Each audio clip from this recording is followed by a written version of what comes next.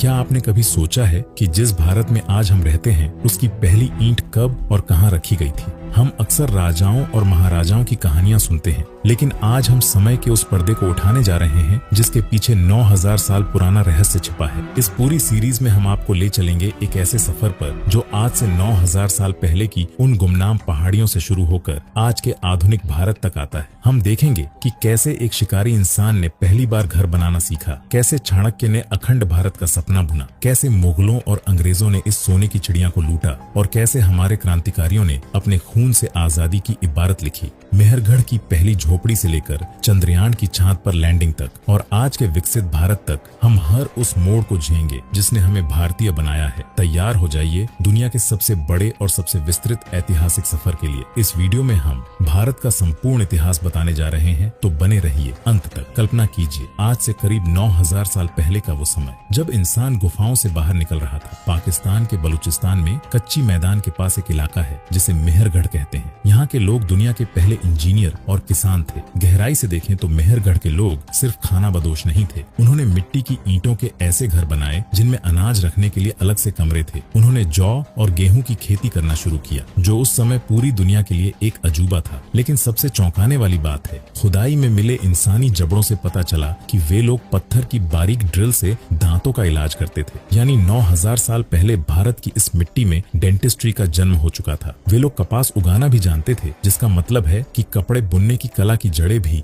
यहीं से शुरू हुई। जैसे जैसे समय बीता, करीब 3500 ईसा पूर्व के आसपास मेहरगढ़ के ये लोग पहाड़ियों को छोड़कर उपजाऊ मैदानों की ओर बढ़ने लगे। वे सिंधु नदी के किनारे बसे और यहीं से शुरू हुई दुनिया की सबसे व्यवस्थित और रहस्यमयी सभ्यता, सिंधु घाटी सभ्यता। यह कोई छोटी मोटी बस्ती नहीं थी, बल्कि 15 लाख वर्ग किलोमीटर में फैला एक विशाल साम्राज्य था। जब दुनिया के बाकी हिस्सों में लोग कबीलों में लड़ रहे थे, तब भारत में हड़प्पा और मोहनजोदड़ो जैसे महानगर खड़े हो चुके थे। इनके शहर आज के चंडीगढ़ या न्यूयॉर्क की तरह ग्रिड सिस्टम पर बने थे। सड़कें एक दूसरे को 90 डिग्री के कोण पर काटती थीं। घरों की ईंटों का आकार पूरी सभ्यता में एक जैसा था, चाहे वो शहर हजारों किलोमीटर दूर ही क्यों न हो। यह सोचकर रोंगटे खड़े हो जाते हैं कि उस दौर में उनके पास ऐसा कौन सा पैमाना था जिससे वे इतनी सटीकता से निर्माण करते थे। उनकी जल निकासी व्यवस्था तो आज के महानगरों को भी शर्मिंदा कर दे। हर घर की नाली एक बड़ी ढकी हुई नाली से जुड़ती थी। सफाई का इतना ध्यान कि नालियों के बीच बीच में कचरा साफ करने के लिए मैनहोल बनाए गए थे। सिंधु घाटी के लोग सिर्फ किसान नहीं, बल्कि दुनिया के सबसे बड़े व्यापारी थे। उनके जहाज अरब सागर को पार करके मेसोपोटामिया, आज का इराक तक जाते थे।